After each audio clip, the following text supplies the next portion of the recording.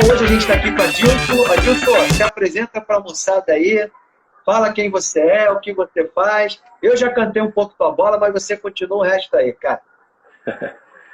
Bom, sou formado em Educação Física, né, desde 2003, pela Universidade Federal de Mato Grosso. Aí fiz 3 pós-graduações, né, Fisiologia do Exercício, Prescrição de Treinamento para Grupos Especiais, Envelhecimento e Saúde, e o mestrado na Biociências, né, lá na Faculdade de Nutrição aqui da UFMT. A gente tem um trabalho na linha de pesquisa no mestrado de doença metabólica, exercício físico.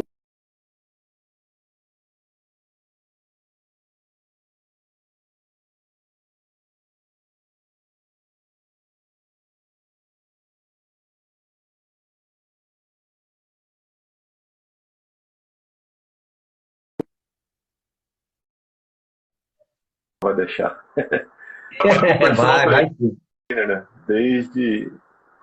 Desde 2003 até hoje, atuando como personal trainer, palestrante, coordeno pós-graduação aqui em Cuiabá, né? E graduação eu parei de ministrar aula em 2013, para dedicar mais ao personal trainer e à pós-graduação.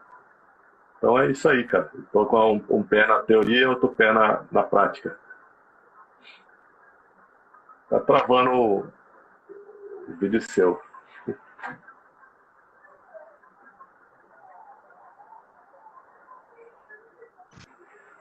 A gente tem que equilibrar.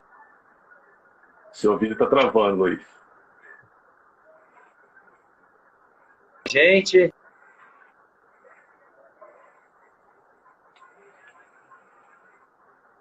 E agora o pessoal da região norte está começando a entrar em peso aí também. Está tendo um pouco de variação, tá, gente? Eu volto a frisar. Está travando sim, porque o que está acontecendo? Está tendo muita live, está tendo muita variação, enfim, é uma coisa legal. Mas vamos lá, Dilson. Já que o nosso tema hoje é esse, então, qual a importância da gente saber e manter o seu peso ideal? É uma pergunta assim que já fizeram para me deixar da outra vez, eu vou te passar isso aí. Qual a importância? Beleza.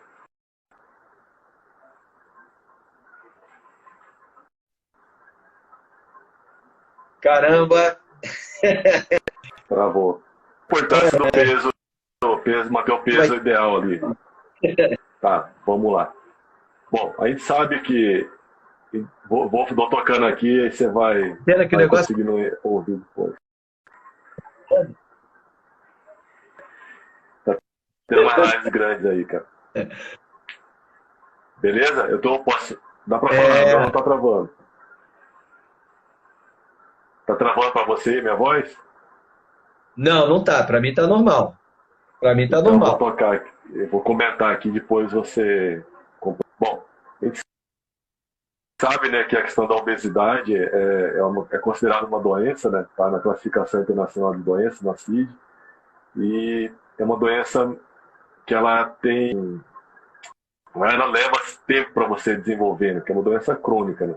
A obesidade demora um tempo para acumular gordura, e a gente sabe que a gordura, tanto visceral quanto subcutânea, ela tem relação aí adversa com a saúde, né? Podendo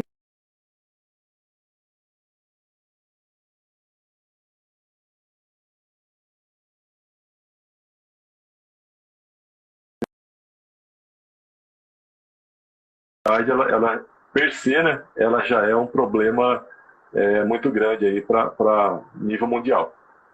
E atualmente a gente fala de coronavírus aí, né, de Covid-19, o que a gente tem observado nos estudos que estão sendo publicados a toque de caixa aí, né, para informar a comunidade científica o mais rápido possível, é que uma boa parte das pessoas que estão falecendo, estão indo a óbito, tem um nível de sobrepeso ou obesidade, né? Então parece que essa obesidade, por conta de aumentar as citocinas pró-inflamatórias aí, acabam prejudicando o sistema imunológico, prejudicando ali a saúde como um todo, o que facilita a pessoa entrar num quadro de pneumonia e a óbito aí mais rapidamente. Então, manter o peso dentro da normalidade é extremamente interessante. Um pouquinho antes até disso, se a gente for analisar alguns estudos, né, já verificaram que a atividade física, o exercício físico feito de maneira regular, ele consegue minimizar os efeitos deletérios aí do sedentarismo. Então, por mais que você faça o exercício, você não tem uma redução de gordura corporal tão significativa, você tem os benefícios para a saúde como um todo. É óbvio que tentar chegar num peso eutrófico, lá no peso mais baixo, em termos de gordura corporal, né, isso é mais interessante.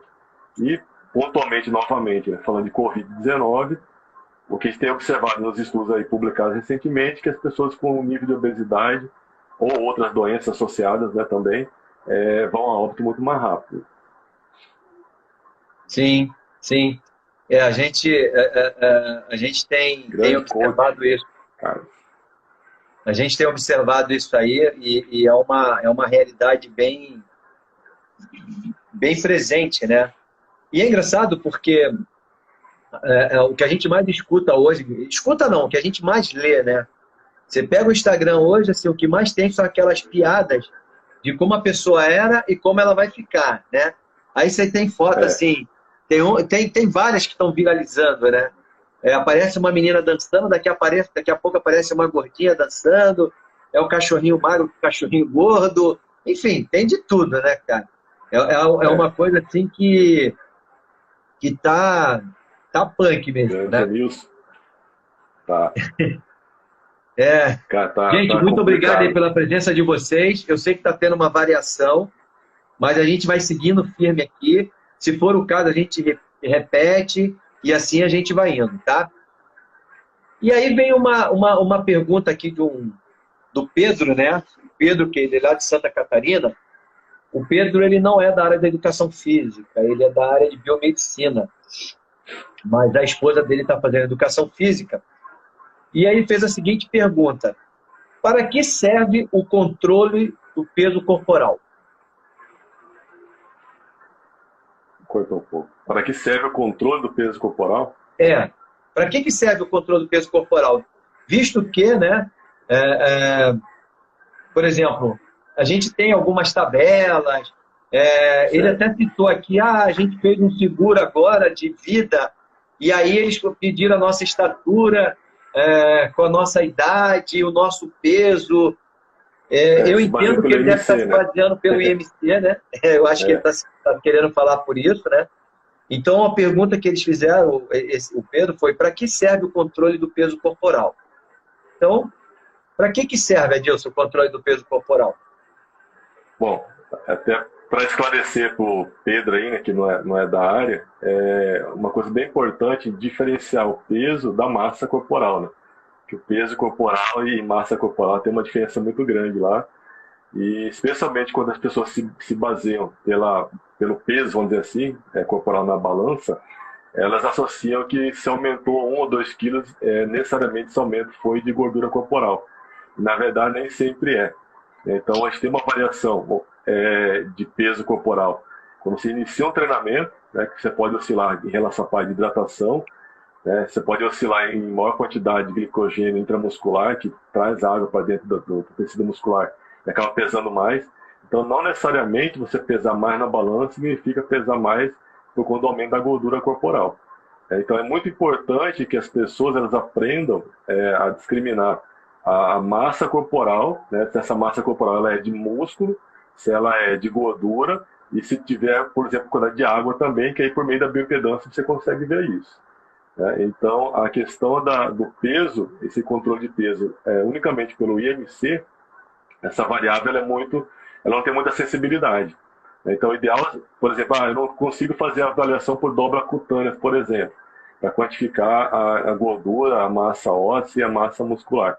Mas se você tiver mais um parâmetro que é bem simples, que é a fita métrica, e você tiver o IMC e a sua fita métrica, a circunferência da cintura, ela bem aumentada, muito provavelmente você vai estar com acúmulo de gordura corporal excessivo. Aí o IMC ele tem uma validade um pouquinho maior quando associado à circunferência da cintura.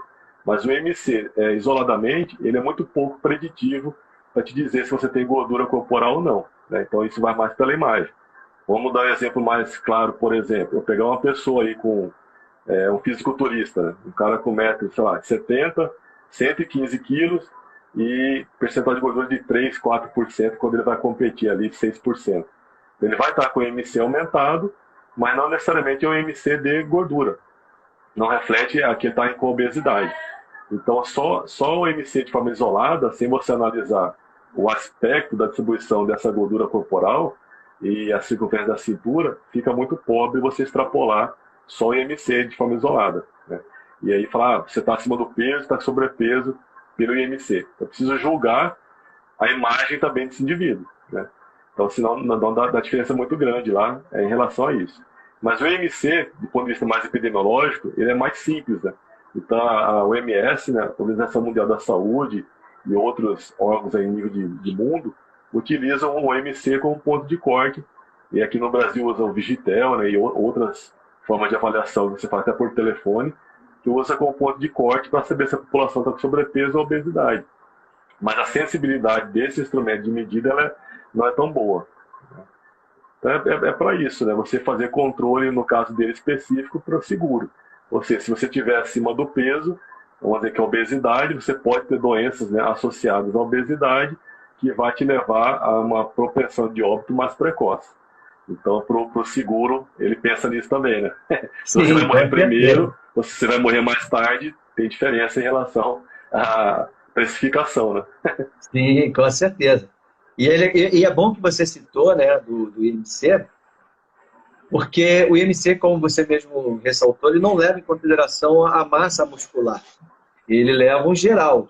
Então, às vezes, a pessoa ela é forte, mas o IMC dela está dando como se ela tivesse como obesidade nível 2, até obesidade mórbida. E, na verdade, ela é uma pessoa forte. Então, assim, não eles deveriam mudar, mas eu entendo que isso é uma coisa muito prática para eles.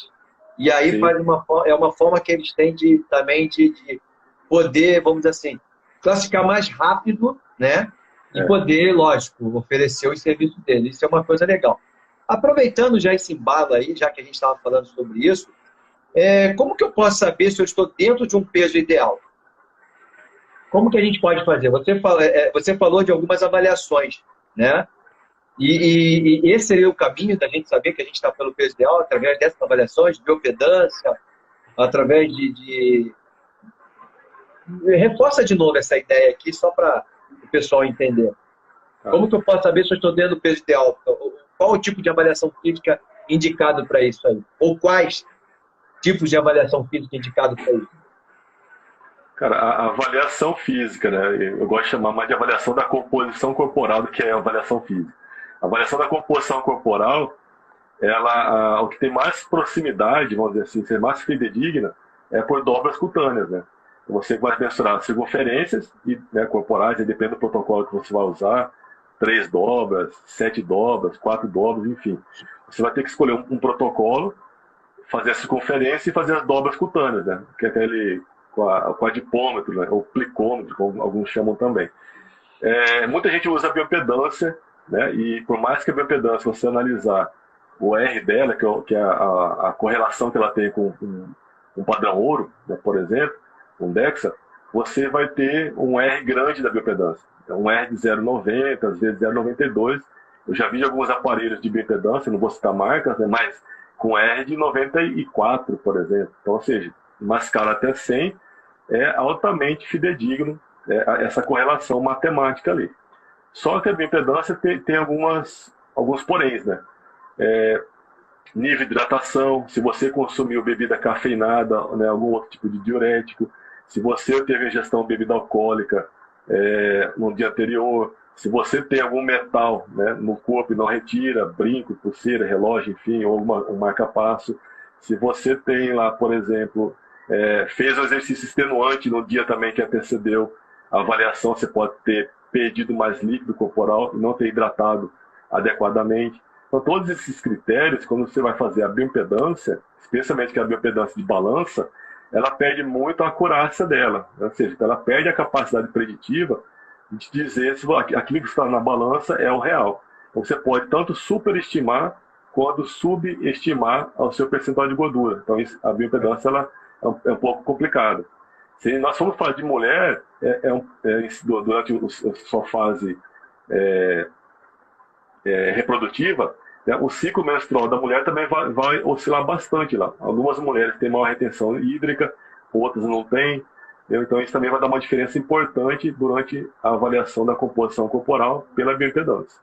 Eu opto, né, que as pessoas façam a dobra cutânea. Né? Faz dobra cutânea junto com a circunferência, segue um protocolo, você pode escolher qual é esse protocolo, ou o profissional que te acompanha, né, a nutricionista ou o personal trainer, ele vai escolher um protocolo para poder ajustar para o seu gênero e para a sua faixa etária, para ter um maior valor preditivo com essa avaliação de dobras cutâneas. O IMC, que a gente comentou um pouco, para estudo epidemiológico, para poder ter celeridade no processo de construção de políticas públicas, ele é utilizado, porque ele é simples. Né? Você pega a altura e o peso do indivíduo e pronto, você faz o cálculo e aí você tem lá uma estimativa se a pessoa está com sobrepeso, obesidade, se está no nível de normalidade. Então, para políticas públicas, isso é muito mais simples. Vamos imaginar o IBGE. Todo mundo acho que já recebeu a visita do avaliador do IBGE em casa. O cara vai chegar lá, tem que fazer dobra cutânea com 3 pessoas, pelo menos, na sua casa. Então, vai gastar um tempo gigantesco para fazer isso. É muito mais fácil perguntar peso e altura, anotar e ir para outra casa e, assim, dar celeridade no processo, poder entregar esses dados aí para se construir políticas públicas. Mas, no caso nosso de treinador, né, de personal trainer, ou de academia, a dobra cutânea com a circunferência, elas são mais interessantes do que fazer bioimpedância. Muito embora as pessoas usam bioimpedância a rodo por aí. Né? E de quanto em quanto tempo é interessante fazer essa avaliação de composição corporal? Cara, eu sempre mensuro assim, ponto zero, né, o cara chegou, vai começar a treinar com você hoje. Então, ponto zero, faz a medida, faz a avaliação, acompanha durante o mês, faz a reavaliação desse primeiro mês. Por quê? Para você já ter né, alguns dados ali para poder direcionar seu treinamento. Então, assim, olha, o treinamento está dando efeito, não está dando efeito, vamos mexer nisso, mexer naquilo outro, e você readequar. Então, eu sugiro que se faça nessa fase de adaptação, que são de 10 a 12 semanas, para a maior parte das pessoas é esse período, você faça mensalmente. Então, nesses 3 primeiros meses, você faça uma avaliação por mês. Então, ponto zero, o dia que vai começar, depois de 30 dias ou 31 dias, você determina, né? Depois, novamente no segundo mês, novamente no terceiro mês. Após o terceiro mês, eu já dou a sugestão que a pessoa faça a cada 2 ou 3 meses. Por quê? A modificação na composição corporal, ela passa a ser mais lenta. Então, muitas pessoas não respondem tanto ao treinamento. Então, ou seja, a responsividade ao treinamento acaba diminuindo com o tempo. E se você fica todo mês mensurando, e aí você pode pegar no mês, vamos pegar um exemplo de uma mulher, que ela está no período de ciclo menstrual, você vai avaliar, dar uma quantidade de retenção hídrica maior, você pode mensurar de maneira mais equivocada, e aí você mostrar que o seu treinamento piorou, por exemplo. E fora que a pessoa também fica muito bitolada, né? Querendo fazer, se basear só em avaliação e avaliação. Os primeiros 3 meses, mais para direcionar o trabalho do personal trainer, e depois, a cada 2 ou 3 meses, você refaz essa avaliação. É lógico, se o seu cliente quiser fazer todo mês, você faz. Mas não vejo necessidade, a partir do terceiro mês, você ficar fazendo avaliação física todos os dias, todos os meses ali. Né? Então, você deixa a pessoa, ela não fica tão presa com questão de composição corporal. Eu gosto de trabalhar muito com a questão da saúde. E sempre digo para os meus clientes que a saúde ela vem em primeiro plano. A Sim. estética corporal ela é secundária. Se você tiver uma rotina alimentar ajustada para o propósito de perder gordura corporal, e se você tiver uma consistência no treinamento, você vai conseguir adequar a sua composição corporal aos seus objetivos. Agora, quando eu começo a colocar em primeiro plano a estética corporal, eu posso induzir esse meu cliente a querer mostrar que ele é capaz, senão o seu cliente acaba vendo assim, um cliente B tem resultado, e eu não estou tendo resultado no mesmo tempo que o cliente B, aí a pessoa que é o cliente A, ele começa a querer buscar alguns subterfúgios ali, né? Começa a querer usar esteroide androgênico anabolizante, começa a querer tomar pílula, enfim. Aí perde totalmente o contexto de saúde ao qual nós, profissionais da educação física, estamos inseridos. Então eu vejo que a saúde em primeiro plano, a estética ela é consequência de uma consistência no treinamento e seguindo o planejamento alimentar prescrito pelo nutricionista. Isso é importante. Isso que você falou é fundamental. Cada um dentro do teu quadrado. Porque aí você consegue obter resultados bem interessantes. Só que agora, o que eu percebo, né, é que uma boa parte das pessoas se despertaram para uma realidade na qual elas não imaginavam que fosse prolongar tanto, que é ficar em casa. Eu mesmo não estou saindo da minha casa. A única pessoa que está saindo aqui da minha casa é só a minha esposa que está indo, né? E o resto nós todos estamos aqui, eu não saio mesmo. Então, assim, isso está acontecendo com uma boa parte das pessoas. E as pessoas estão acomodadas. Só que elas se deram conta que, assim, ficar parado também não é uma boa, né? E aí eu te pergunto, quantas pessoas estão paradas, que tipo de exercício físico elas podem fazer, embora algumas já estejam com sobrepeso? O que você recomendaria? O que você recomenda? O Lipe aí já mandou uma cerveja que você emagrece. Cara, hoje pegou uma situação vamos dizer, um jargão popular, né? Pegou as pessoas de saia justa, né? Com as calças arreadas, né? Uhum. Essa situação pegou todo mundo de surpresa aí. Mas, enfim, dentro da sua casa, você pode fazer com peso corporal, né? Então tem aí o Hit Body Work, né? Eu trabalho com o Alexandre Machado, faz pesquisa, desenvolve muito bem. Tem muito personal trainer colocando treinamento, né, vídeo de aula ao vivo, fazendo live para poder dar o treinamento ali para as pessoas. E, então, em suma, dentro da sua casa é o peso do próprio corpo. Ou você utilizar algum recurso que você tenha lá. Saco de arroz, saco de feijão, garrafão de água, né, garrafa PET com água, com areia dentro. Enfim, uma maneira de você adaptar. Então, o exercício em si, ele é simples, né? Você vai ter aí, deu um Google, aparece lá um monte de coisa para você fazer. O problema só aqui que envolve tudo isso é saber o que você deve fazer, né? O que você pode estar fazendo de exercício. Então, tem pessoas, por exemplo, tem ela é uma amiga, né, que ela é da rádio que eu faço aqui toda semana um texto e um podcast. Uhum. Ela falou assim, tem problema de condromalácia, tal, nível 2, e aí se eu fizer tal movimento, dói meu joelho. Então, assim, ela tem essa consciência já da dor, né, que limita a fazer alguns movimentos. Mas tem pessoas que estão começando agora, que fazia caminhada somente, né, no parque, não fazia nenhum tipo de exercício em relação à academia, que elas estão se vendo na necessidade de fazer algum exercício com peso corporal em casa. Só que aí elas não sabem a amplitude de movimento, a cadência do movimento, né, que seria a velocidade. Então elas acabam fazendo burpee, muitas vezes, vou fazer o burpee lá. Então faz de qualquer jeito, até desce correto, na hora de subir sobe tudo muito errado, faz a fundo de maneira errada. Então o treinamento dentro de casa, com peso corporal, vamos dizer, 99% da solução para as pessoas.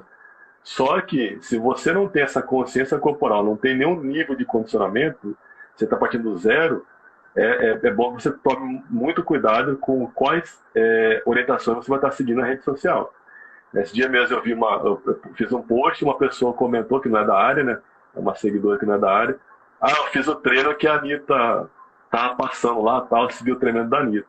Não, show de bola, né, cara? A Anitta está fazendo um movimento que é para ela, que ela está habituada a fazer, e legal, ela está executando bacana para ela.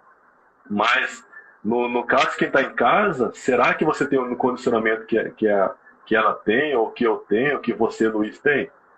Talvez não.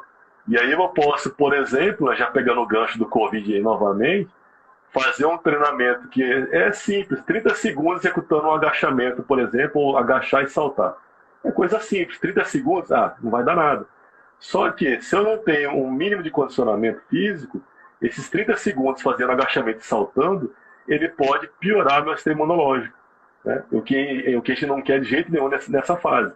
Eu não quero abrir uma janela imunossupressora, uma janela de oportunidade para o vírus estar adentrando.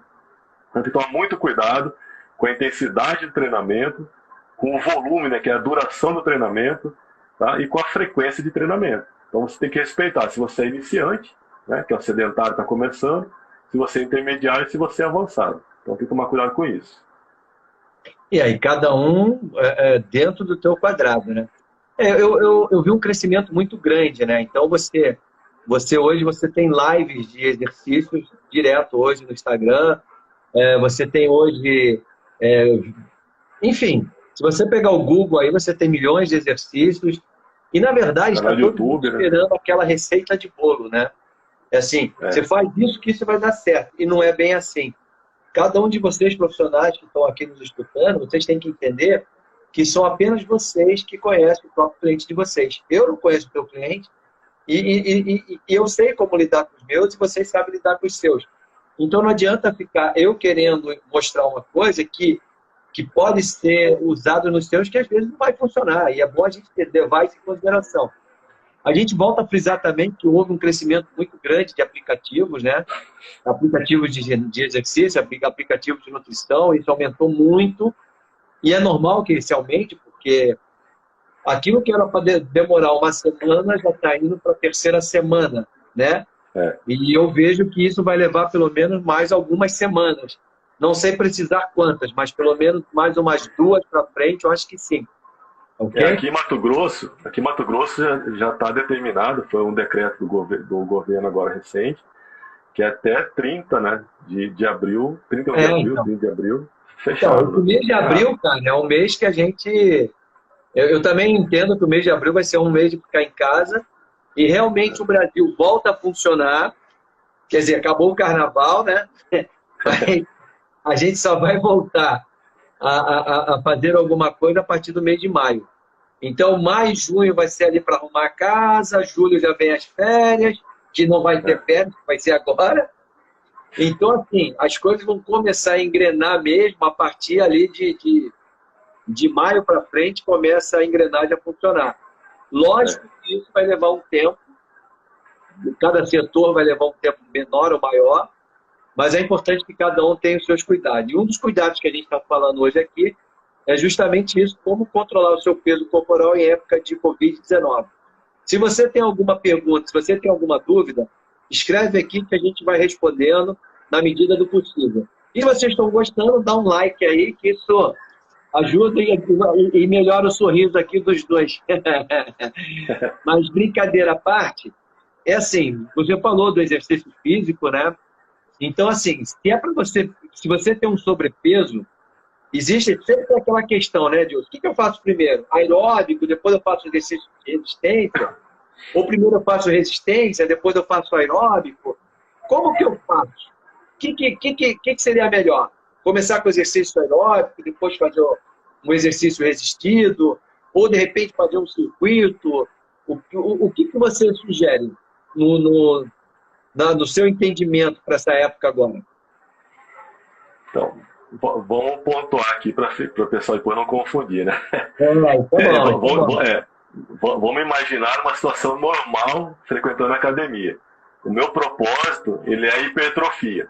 Então, se o meu propósito é a hipertrofia, se eu fizer o aeróbico primeiro, né, o que acontece? Eu vou ter um desgaste lá, né, de gordura, né, ácido graxo livre para manter o sistema aeróbico em funcionamento, mas eu também tenho uma queda, né, não vou dizer significativa, depende da intensidade, mas eu tenho uma queda também de glicogênio intramuscular, que é importante para o treinamento de força, né, no caso é musculação e hipertrofia.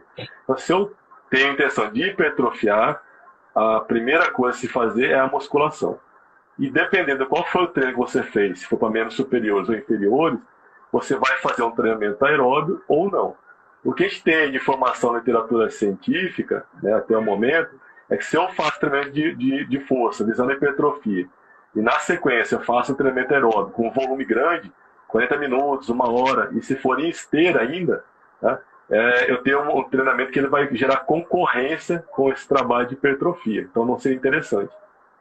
O que se tem é um pouco de informação, é que se eu vou fazer o trabalho de hipertrofia, eu faço a musculação, e se eu for realizar o trabalho aeróbico na sequência, eu faço o trabalho aeróbico com um volume menor e de preferência na bike, porque vai ser menos concorrente se eu fizer essa esteira com grande volume.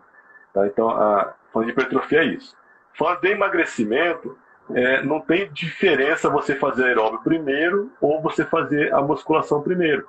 Porque o emagrecimento, que pouco importa se você faz o exercício físico lá. Tá? Então, o exercício por emagrecimento, ele é um coadjuvante. né? Então ele vai auxiliar o processo, mas não é o carro-chefe do processo de emagrecimento.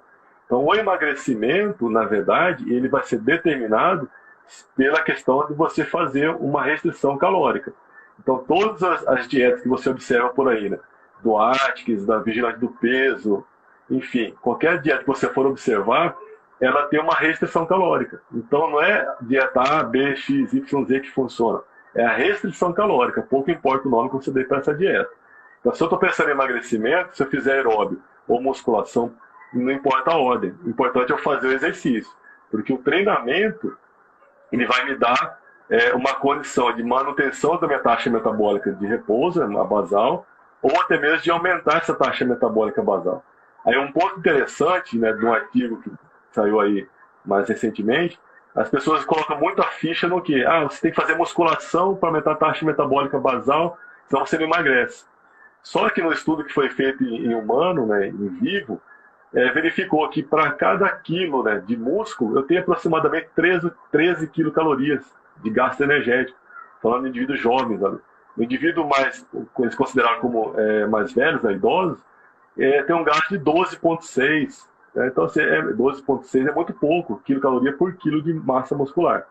Agora, se eu coloco minhas fichas lá, todas elas, na seguinte visão, eu preciso fazer musculação para gerar hipertrofia, para gerar um gasto calórico, para gerar emagrecimento.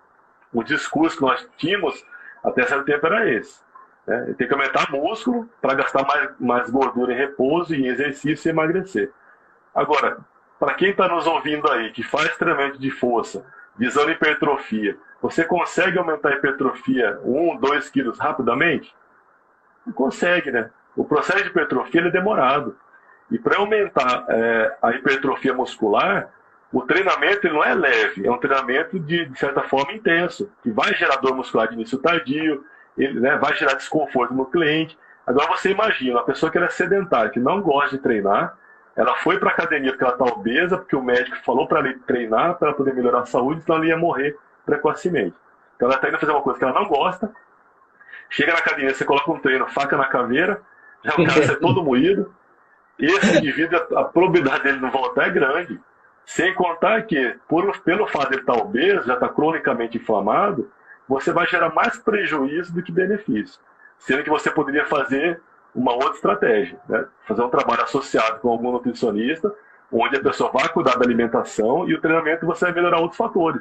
Vai melhorar o sono, vai melhorar, né, a capacidade de oxigenação cerebral, que o cara vai render mais na escola, né, na universidade, vai render mais no trabalho, você vai melhorar a higiene mental desse indivíduo, você vai reduzir a ansiedade, você vai aumentar o funcionamento cardiorrespiratório, a questão de captação de glicose, você melhora o perfil lipídico dele. Então, assim, tem uma série de fatores que você melhora com o exercício que pouco importa o emagrecimento no primeiro momento. Então é isso. Hipertrofia, trabalho aeróbio, posteriormente de baixo volume. Processo de emagrecimento, se eu fizer antes ou depois, não tem muita interferência. O que determina é a minha dieta. É isso aí. Perfeito. Entenderam, pessoal? Entenderam o que é que ele repete? Ele não vai repetir não, porque vai ficar gravado e depois vocês assistem de novo. Ó, o Max está dizendo aqui que tem muitas blogueiras aí fazendo um monte de coisa. Max, infelizmente é isso aí, cara. Tem um monte de... Gostaríamos que vocês falassem mais sobre como começar... Peraí, deixa eu ver aqui de novo. E o Max falou, gostaria que vocês falassem mais sobre isso. Como começar exercícios básicos, enfim. Como começar exercícios básicos, né? Além de exercícios... Deixa eu ver aqui. Além de exercícios, passando dieta... Virar o psicólogo, psiquiatra, enfim. Antes fosse fácil e rápido, mas não é. Não é. Tem a Nutri aqui falando disso. Bom, gente, assim, a gente tem que entender que tudo é um processo, né? Vocês vinham numa atividade aqui, tinha alguns, por exemplo, nós não podemos comparar com as pessoas comuns. Nós somos da área de educação física e eu parto do princípio que praticamente todos nós estávamos mantendo uma atividade regular e saudável, né? E com essa parada a gente está fazendo alguma coisa. Quando a gente fala de pessoas, a gente tem que entender, se a gente for entrar naquela estatística que tem 4% da população brasileira que realmente faz exercícios de forma regular, mas dentro desses 4%, menos de 1% é que treina pesado, que é aqueles caras que vai para Jogos Olímpicos, que participam de competições de alto rendimento. Os outros 3%, gente, a gente tem aí aquelas pessoas que frequentam a academia 3, 4 vezes, é aquele que se prepara para participar de uma corrida, um triatlon e tal. O resto, a gente coloca aí que tem mais ou menos uns 30 e 32% que praticam alguma coisa, mas sem orientação, sabe? Eu vou caminhar agora, eu vou pedalar, eu vou correr, eu vou jogar bola. E 60 e mais ou menos ali umas 64%, essas pessoas, elas realmente não fazem nada. Nada. Então, se a gente for analisar friamente, existe uma população que nunca fez nada e que agora ela está parada mais ainda. Só que aí despertou o interesse delas que elas não tinham. Por quê? Porque elas começaram a entender que se elas começarem a ganhar peso, conforme a estatística do Covid está mostrando, que uma boa parte das pessoas que estão morrendo são pessoas que estão com sobrepeso, ou obesa, hipertensa, ou outra patologia associada, elas entenderam que elas precisam se movimentar. E aí o que está acontecendo? Elas vão atrás de informações. Hoje, qual que é o lugar mais fácil para você obter informações? É nas mídias sociais. Seja ela Facebook, seja ela YouTube, seja ela Instagram, seja ela no Twitter, seja ela um site de pesquisa como o Google e tantos outros que tem aí. E aí o que acontece? Ela vai olhar aquilo e ela vai falar assim, esse eu consigo fazer, isso eu não consigo. Ou então ela não tem menor discernimento de entender se ela consegue ou não. Ela vai lá e faz. Porque ela vê todo mundo fazendo. Tá? Então não cabe aqui para nós agora, nesse exato momento, falar, olha, o exercício é esse, o exercício é aquele. Nós sabemos que tem aqueles exercícios que são exercícios básicos. O que são exercícios básicos? O exercício que a gente faz no dia a dia, sentar e levantar, se deslocar para um canto para o outro, pegar alguma coisa, empurrar alguma coisa, puxar outra, levantar, enfim. É nisso que a gente se baseia. Então, não cabe a nós falar assim, o exercício é esse, o exercício é aquele. Cabe a nós agora, sim, nos posicionar perante a essas pessoas. Tá? E aí vem aquela pergunta que vale $1 milhão, tá, Diogo? O que fazer para não ganhar peso na quarentena? Manda essa aí. Tá, vou pegar o gancho que a nutricionista comentou, né, da dificuldade. Vamos falar então aí a partir daí. Bom, o que fazer para não ganhar peso? Então, o primeiro ponto é combater a ansiedade, cara. Porque começa por aqui. Tem uma palestra que eu ministrei uma vez que fala que o emagrecimento ele é cerebral. Do ponto de vista psicológico, né, e do ponto de vista bioquímico mesmo. Então, eu tenho alterações lá no meu hipotálamo em relação à resistência à leptina, resistência à insulina, para sinalizar saciedade, e aí acaba comendo mais. Né? Eu tenho do ponto de vista também mais psicológico, que as pessoas mais estressadas e com nível de ansiedade maior, elas buscam uma recompensa nos alimentos mais calóricos, seja eles açucarados ou gordurosos, para aumentar a sensação de prazer por conta da serotonina. Só que eu tenho uma outra via de liberação da serotonina, que é por meio do exercício físico. Só que qual que é o grande problema? Nesses 64% que você citou, que são sedentários, eles são sedentários porque justamente eles não gostam do exercício. Então, entre eles escolher, vou liberar serotonina pelo exercício, vou liberar serotonina tomando um pote de sorvete, o que é mais fácil para ele? É tomar um pote de sorvete, porque ele não tem gasto de energia, não tem esforço físico, não vai ficar ofegante, não vai transpirar. Tem gente que, por incrível que pareça, não quer transpirar fazendo exercício, tá? E o cara vai estar só remando, colocando a comida para dentro, e é saborosa ainda. Entendeu? Então é muito mais fácil, ser humano, uma boa parte de nós, vamos dizer 100%, sempre tende a ir pela lei do menor esforço. Todo mundo quer ficar rico sem trabalhar, né? Uma boa parte das pessoas quer ficar inteligente sem ler livro, sem ler artigo.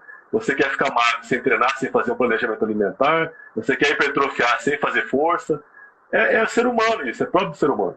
Então eu vejo nesse momento, principalmente, uma questão que eu coloco para os personal trainers e estende a outros profissionais da área da saúde, nutricionistas inclusive, né? Começar a olhar mais para o aspecto comportamental e entender de pessoas. E quando eu falo de entender de pessoas, eu tenho que entender de cada pessoa. Dependendo de qual instrumento de avaliação você siga, você pode ter 4 tipos de perfis ou 6 tipos de perfis de pessoas, né? Que cada um vai puxar para um lado mais ou menos. E aí você entendendo de pessoas, você entendendo de comportamento humano, você começa a ter um direcionamento de exercício físico e, no caso do nutricionista, um direcionamento de planejamento alimentar para ter uma adesão. Então, o primeiro passo, ter adesão ao exercício físico. Segundo passo é ter consistência. Então, como eu consigo fazer essa pessoa ter consistência? Ela gostando de fazer exercício. O primeiro passo é a adesão. Como que eu faço a adesão do indivíduo que é sedentário? Primeiro ponto, eu não coloco para essa pessoa que é sedentária que ela tem que fazer 1 hora de exercício. Se ela não gosta, para que ela vai fazer 1 hora de exercício? Ela fala, nossa, 1 hora é muita coisa, é muito tempo, eu não vou fazer isso, vou perder um série no Netflix, lá na onde, então eu não vou fazer 10 minutos, fazer 1 hora. Faço 10 minutos. Nossa, Dilson, mas 10 minutos é muito pouco para você condicionado, né? E talvez até para você condicionado, se você colocar um protocolo de treinamento, um HIIT, por exemplo, 10 minutos é o suficiente. Então, para o sedentário, eu tenho que começar com pequenas doses. Então, ou seja, para que essa pessoa desenvolva o hábito de fazer exercício, eu não devo começar com uma grande quantidade de esforço físico. Eu começo com pequenas mudanças, pequenos hábitos ali. 10 minutos nessa semana, 15 minutos na próxima semana, 20 minutos na próxima semana, e assim por diante. Até essa pessoa conseguir gostar, ou seja, vai ter adesão e depois ela vai ter consistência. Quanto tempo leva para que haja mudança de hábito? Dependendo da vertente que você siga, uns autores vão dizer 21 dias, outros autores vão trazer aqui em torno de 6 meses. Mas o que é de fato ali que você tem que fazer é que pelo menos durante 3 semanas, se você conseguir manter a prática de exercício 3 vezes por semana no mínimo, você já dá um estímulo muito importante para que você então quebre, né, essa rotina sedentária e comece um novo hábito na sua vida. Que você vai experimentar, eu vou emagrecer em 21 dias? Talvez nem emagreça em 21 dias, mas com certeza em 21 dias você vai experimentar uma noite de sono melhor, você vai experimentar subir alguns lances de escada sem ficar tanto ofegante, e essas pequenas vitórias têm que ser celebradas. Eu tenho que vibrar quando eu consigo subir um andar, por exemplo, e chegar ao final e não ficar ofegante. Tem que vibrar, nossa, consegui. Antes eu parava na metade do caminho quase infartando, agora eu consigo fazer isso. E você, né, personal trainer, tem que entender desse comportamento, né, e trabalhar dessa forma, para você melhorar o seu cliente na adesão e consistência. Uma outra coisa bem interessante, eu falei que a ansiedade, né, o estresse leva a ansiedade, leva a consumir mais alimentos calóricos. Um outro ponto que é bem interessante, e isso é sobrevivência do ser humano. Então, você ficar vivo, né, ao longo da história, aí, vamos pegar a evolução das cavernas para cá, você tinha que guardar energia, porque a escassez de alimento era muito grande. Você tinha que guardar energia para ter substrato energético, para ficar vivo, e você guardava energia para você ter como isolante térmico, porque a gordura é um isolante térmico. Já que você vivia nas cavernas, um ambiente mais frio, mais gelado, ter gordura corporal era uma necessidade de sobrevivência. Hoje não é, mas foi, algum tempo atrás, uma necessidade de sobrevivência. Então, hoje, guardar energia estocada, né, em forma de gordura, não é interessante, tá? Mas já foi num período atrás. Então, o que eu tenho que fazer com esse indivíduo? Toda vez que eu começo a perder gordura corporal, o meu cérebro ele vai interpretar que eu estou perdendo energia. Para ficar vivo, eu preciso do quê? De energia. Então, se eu começo a interpretar que estou perdendo energia, o que o meu corpo vai mandar fazer? Poupar energia. Aonde? Nas 23 horas que eu não estou fazendo academia. Então, se eu vou lá, vamos supor que eu faço 1 hora de academia, gasto energia e tudo mais, começa a perder gordura corporal, eu vou ativar uma área no cérebro onde eu vou aumentar o prazer pelo alimento. Ou seja, a recompensa hedônica, ela fica muito mais aguçada. Então, se eu comia um bife e achava prazeroso, eu vou achar esse bife muito mais prazeroso. E eu vou querer comer mais. Eu vou acabar querendo comer mais. Então, o processo de perder gordura e, principalmente, sustentar a perda de gordura corporal, a perda de peso, ele é um processo que ele é crônico, ele é longo. Então eu falo, às vezes chega o cliente, eu demorei 10 anos, 15 anos, 20 anos para engordar 30 quilos. Legal. E agora você quer em um mês perder essa quantidade de gordura corporal? O que acontece muitas vezes com as pessoas que fazem cirurgia bariátrica. Vai lá, faz cirurgia, emagrece muito peso, né? Perde muito peso corporal, só que não muda a cabeça. Se não mudar a cabeça, o que vai adiantar? Nada. Já conheço, tem muitos casos de pessoas que fizeram cirurgia bariátrica e voltaram a engordar. Por quê? Fez uma intervenção na parte morfológica, no corpo. Mas a parte psicológica dela, a mentalidade não foi mudada. Então eu sempre uso a frase do Jim Rohn, que ele diz que se nada mudar, você não muda. Se você não mudar, né, a sua atitude mental, você não vai mudar nada. Então tem que começar mudando a cabeça. Entender que o processo ele é crônico, é um processo longo, mas que tem várias pequenas recompensas ao longo desse processo. E vibrar com essas recompensas que você vai conseguindo. Perfeito. Perfeito. Perfeito. A nutricionista Caterine colocou que já fizeram 2 ou 3 vezes. Eu não entendi o contexto, mas tudo bem. Não, mas eu concordo. Esse é o grande caminho. E aí a pergunta que todo mundo faz, né? Como controlar seu peso corporal nessa época, como fazer para não ganhar, é baseado mais ou menos nisso que você falou. E a gente tem que entender o seguinte, não é porque você está dentro de casa que você vai chutar o pau da barraca. Não é que você vai deixar de comer as coisas, você vai continuar comendo, mas em porções menores, né? Da cirurgia bariátrica. Obrigado, né? Agora entendi. Obrigado, Catarina. Tá? Então, assim, não é que você vai deixar de comer, você continua. Minha irmã é nutricionista, né? A gente estava conversando com ela esses dias, e ela falou, você não precisa deixar de comer, você só não vai comer mais do que você estava habituado a comer. E outra coisa, você precisa se movimentar. Essa coisa de você se movimentar, se a gente for analisar friamente, eu garanto que muitos de vocês estão aqui, tá lavando, tá passando, tá organizando, tá descendo a mão, meu amigo. Nunca vocês limparam tanta casa de vocês como agora. Então, muitas pessoas estão fazendo a mesma coisa. E eles acham que limpar a casa, organizar as coisas, lavar, passar, não é um exercício. É um exercício também. Só que é um exercício feito de uma outra forma. Lá não tem esse negócio de 3 de 15, 4 de 12, não tem nada disso. Lá é o seguinte, é 1 minuto naquela posição e até parar, até limpar. Então você está fazendo. Então como que a gente fala assim para você controlar hoje? Você continue comendo o que você vinha comendo, lógico, numa quantidade menor. Eu vejo, por causa desse quadro de ansiedade, as pessoas estão bebendo mais, muito mais. Se antes as pessoas bebiam mais sexta, sábado, domingo, hoje todo dia é sexta. Exatamente. Não precisa hoje, acordar cedo do dia. Se antes a gente esperava chegar sexta-feira para comer uma pizza, todo dia agora é sexta-feira. E assim vai. Então, lógico, você pode comer tudo, mas em porções menores e se mantém ativo. Outra coisa, tenta não trocar a noite pelo dia, porque muita gente está trocando a noite pelo dia e isso não é saudável, isso não é bom. A gente tem N estudos dizendo que quem dorme muito pouco, troca a noite, acaba engordando demais, e isso vai prejudicar. E a gente tem que entender que a melhor maneira que a gente tem de controlar o nosso peso, lembrando que, como o próprio Adilson citou, o peso não é aquele da balança.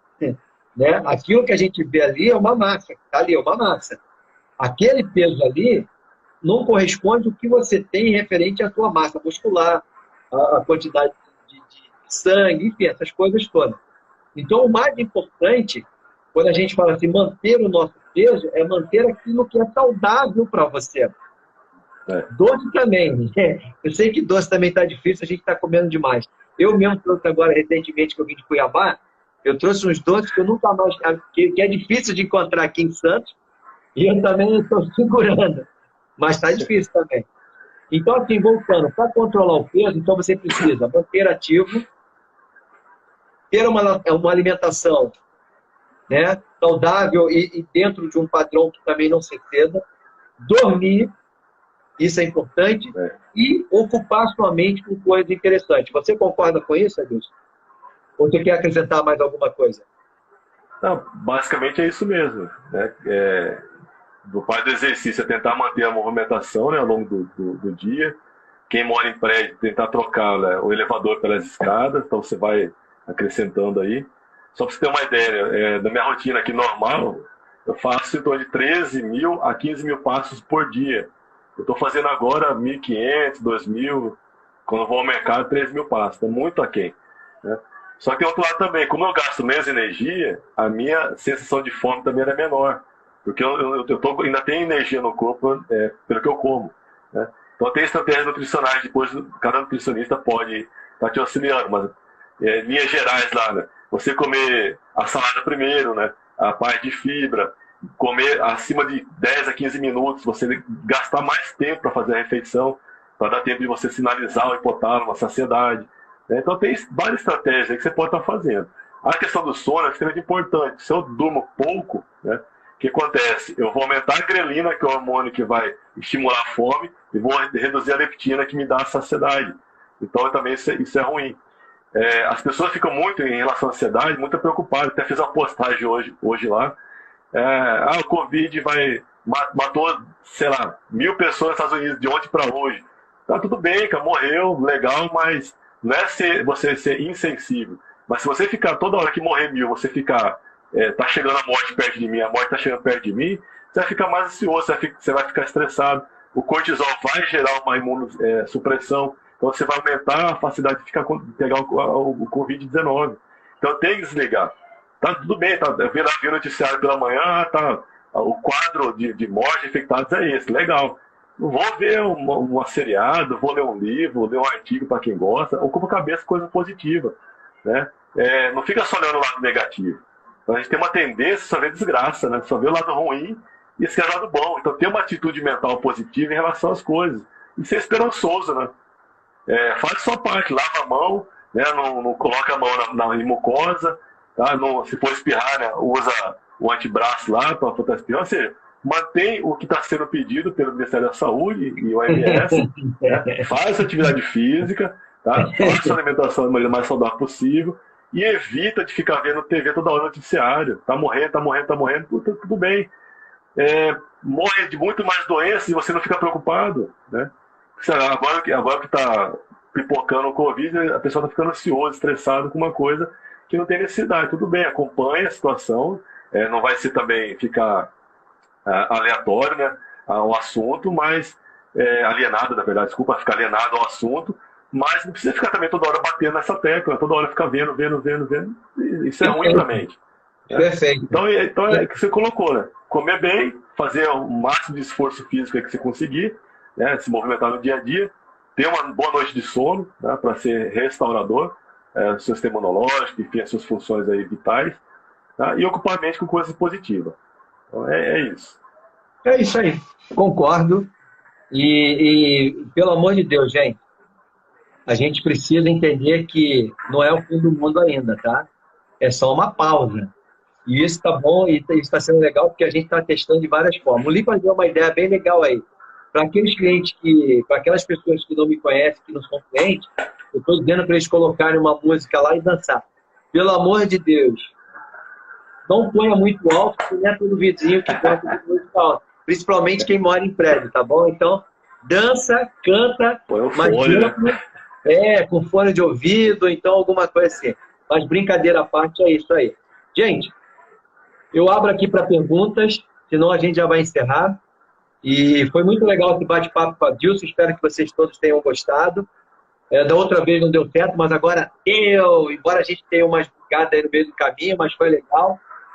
E a ideia é essa aí, a gente trocar ideia, trazer colegas que tenham conteúdo, que fazem isso na prática, mas que principalmente entendam que agora não é um momento de só pessimismo, pelo contrário, agora é uma coisa de otimismo, tá?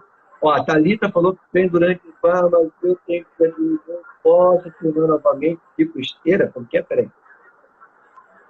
Ela escreveu aqui, treino durante o dia normal, mas se eu tiver dificuldade de dormir, posso treinar novamente, tipo esteira? Olha, Thalita, é o seguinte, tem gente que faz atividade física e aí, no meio, o que acontece? Em vez dela relaxar, ela fica acesa, né? Então, a gente nunca recomenda fazer exercício quando você estiver perto para dormir. Por que que você não lê um livro? Um livro sempre dá sono. Eu acho que é legal. Ok? A Tânia, se não for atividade física, quem não quer, porque tem várias lives o dia todo com atividade física. Ah, sim. Mas vocês têm que entender o seguinte, gente. As pessoas acima de 50 anos, elas não gostam de ficar mexendo no Instagram, Facebook, essas coisas não. Quem gosta disso são os mais jovens, que nem eu e a Dilson, que temos 30 e poucos anos, entendeu? A turma da acima dos 50 aí não gosta disso, não. Eles nem mexem com isso. Essa galera aí vocês vão conseguir alcançar pelo WhatsApp. O WhatsApp eles até acessam. Tem o grupo da família aí, todo mundo fica olhando, eles conseguem lá, mas realmente Bom, rede social é mais complicado. temos 25 segundos restantes. Muito obrigado pela presença de vocês. Eu